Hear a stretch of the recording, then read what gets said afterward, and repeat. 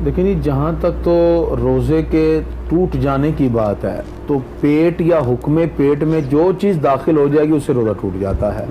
अब पेट और हुक्म पेट से मुराद ये है कि आप मुंह के ज़रिए या नाक के ज़रिए या किसी के ज़रिए आपके जिस्म में कोई चीज़ पहुँचे, आप खाते पीते हैं या कोई दवा ऐसी लेते हैं नाक के ज़रिए आपके हलक के अंदर उतर जाए, तो ऐसी तमाम सूरतों में रोज़ा टूट जाता है।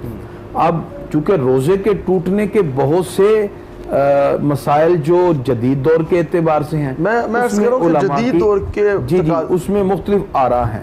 तो उसमें हमें एहतियात का जो है दामन पकड़ना चाहिए। मिसाल के तौर पे अगर आप रोज़े की हालत के अंदर अगर कोई ऐसी चीज़ दवा के तौर पर लेते हैं तो वो आपके जिस्म में दाखिल हो जाएगी, जैसे नाक में आपने कतरे डाल दिए या कोई कान में ऐसा डाला जो अंदर पहुंच जाए, आपको यकीन हो, तो फिर हमें उससे बचना चाहिए। जो तो हलक के जरिए जाएगा उसका पहुंचना तो यकीनी है, ठीक है, उससे रोज़ा टूट जाएगा।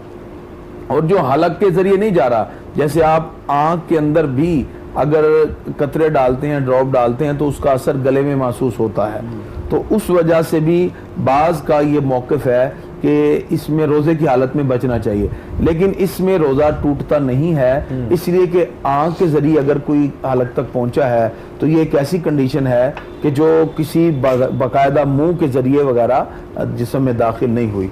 बाकी अगर आप कहीं सफ़र में या कहीं जा रहे हैं, कोई बारिश हो गई, पानी आपके मुंह में चला जाए और आप उसको अंदर ले जाएं तो भी रोज़ा टूट जाएगा।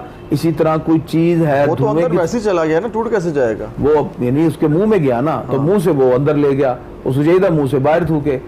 देखे ना, मुंह में जाना तो ठीक है, लेकिन मुंह से समझ ही नहीं आया ना हुआ क्या उसके साथ। देखें, जिसमें दो सूरतें हैं, एक है खता, एक है भूल जाना। दो सूरतें हैं। अगर आप किसी खाने पीने की चीज को भूल कर खा पी लें तो रोजा नहीं टूटता। एक बंदा आया, उसको याद ही ना कि रोजा, उसने फ्रिज से पानी की बोतल निकाली, पी लिया, बाद में जब पी के फारिग हुआ किसी ने कहा आपका तो रोजा था, तो अल्लाह रब्बुल इज्जत ने इस उम्मत से निसियान को उठा लिया है, यानी उसका रोजा है। किसी ने आके रोटी खा ली बाकायदा, बल्कि फुकाहा ने लिखा कि अगर कोई बुजुर्ग बंदा है वो भूल कर रोटी खा रहा है तो उसको खाने दी जाए, और उसके बाद जब उसको खा के फारिग हुआ तो किसी ने बताया भी आपका तो रोजा है, तो इस्लाम ने कहा कि उसके लिए जायज है उसका रोजा इसी तरह, यानी जब वो खा रहा है तो उसको रोका ना जाए, बुजुर्ग बंदा हो तो ना रोका जाए, ये भी फुकाहा ने लिखा। अच्छा, अब दूसरी सूरत कि एक बंदे को रोजा याद है, यहाँ याद नहीं था, भूल कर खा लिया ना उसने। एक अब आप जैसा कह रहे हैं याद है उसको, और उसका बाइक पे जाते हुए किस तरह मुंह में पानी, बारिश हो रही थी तो आ गया, या नहाते हुए अंदर चला गया, तो उसको मुंह से थूकना चाहिए। और अगर वो उसको अंदर ले जाता है तो ये है उसकी खता से रोजा टूट जाता है। जो गले खुश करने के लिए पानी अंदर ले जाते हैं सुकून पहुंचाने के लिए, वो क्या है? नहीं, एक है वैसे ही आप जिस आप वुजू करते हैं तो आपने कुल्ली तो करनी है, तो मुंह गीला हो जाएगा, उसमें कोई हर्ज नहीं है। आपने गुस्ल करना है, गरारे कर लेते हैं जो, नहीं गरारा नहीं करना, सिर्फ मुंह में पानी डालें, कुल्ली कर लें, सिर्फ कुल्ली। और वो भी अगर आप वैसे ही अपने मुंह को तर करने के लिए कुलियां करेंगे तो रोजा मकरूह हो जाएगा। इस तरह नहीं करना। आप वुजू कर रहे हैं तो आपने मुंह में पानी डालना इस मौसम में तो ऐसा भी देखा है कि लोग गर्मी से बचने के लिए नहाते भी हैं बार बार। नहीं, नहाने में कोई अर्ज नहीं है। अच्छा, आप नहाएं, उसमें किसी किस्म की ममानत नहीं।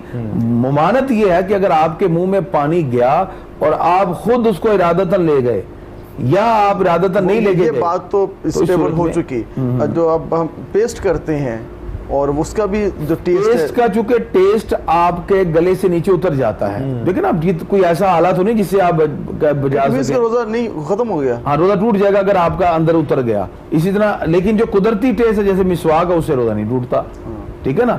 जो आपने अपने बुर्श पे लगा के पेस्ट की है, वो पेस्ट अंदर नहीं गया उसका टेस्ट, फिर तो यकीनी बात फिर नहीं टूटेगा, सारी बात। अगर उसको यकीन है, फिर हुक्म क्या होगा नाजरीन जो रोजे की हालत? बेहतर यह है कि किसी भी सूरत में पेस्ट ना करें।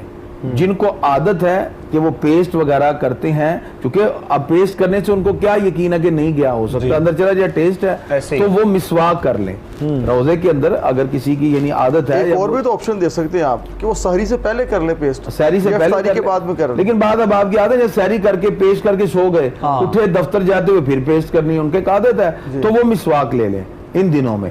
वो पेस्ट करके सहरी के बाद फिर सो जाएं, सुबह उठे हैं, जॉब पे जाने लगे हैं, जहां भी है आप मिसवाक करें, और मिसवाक करने के बाद फिर आप वुजू कर लेंगे, जिस तरह भी आप चले जाएं। इससे आपके रोजे पे भी कोई असर नहीं पड़ेगा और एहतियात भी है। लिहाजा रोजे की हालत में पेस्ट नहीं करना चाहिए, इसलिए कि उसका टेस्ट गले से नीचे उतर जाता है। अगर गले से नीचे उतर गया तो उसका रोजा टूट जाए।